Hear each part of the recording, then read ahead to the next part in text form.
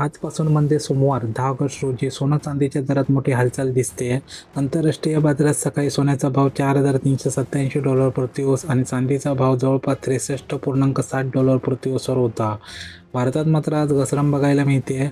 MCX वर सोनं ₹1,51,870 प्रति 10 ग्रामावर उघडलं, तर शुक्रवारी हाच भाव जवळपास $1,52,000 होता.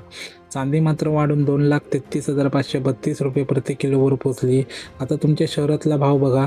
दिल्लीत 24 कॅरेट सोनं $1,52,540, मुंबईत $1,52,340, तर चेन्नईमध्ये $1,51,630 प्रति 10 ग्रॅमवर आहे.